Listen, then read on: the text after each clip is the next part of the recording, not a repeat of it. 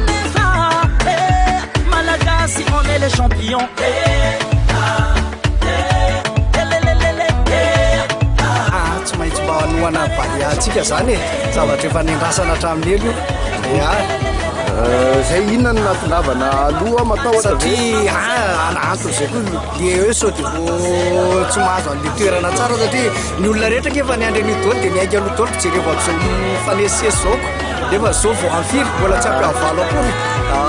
Be tonga maraina mihitsy ianao inona ny antony hoe natonavana maraina be?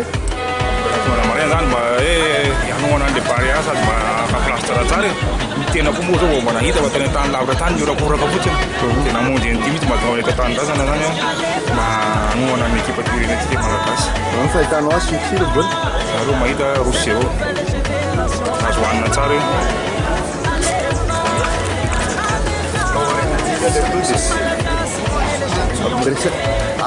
Ianao anisany mpanohana Barea izao fahitananao zao inona ny antony hoe natonavana aloha be? Malagasy dia tsy maintsy tonga aloha amin'ny sonana ekipa pirenena.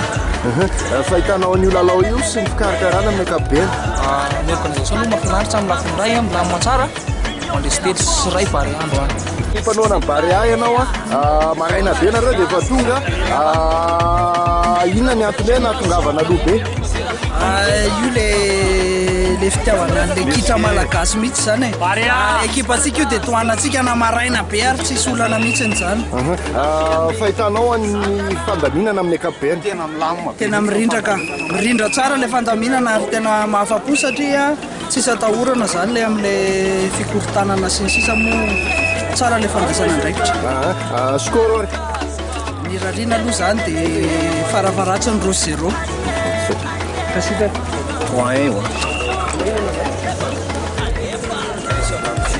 Anohanao Barea fotsiny dia zay ka. Ahoana fahitanao fandaminana amin'ny ankapobeny? Milamina tsara mihitsy mahafinaritra be tena milamina be mihitsy. Firy ary nieritreretin'ny vokatra amin'ity androany ity? Mandresitsika 3-0. Manohana ihany koa tonga maraina be? Tsika tena manohana tsara mihitsy.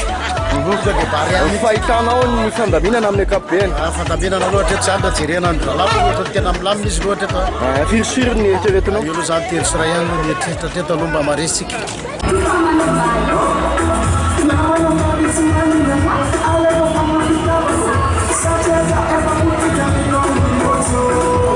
Your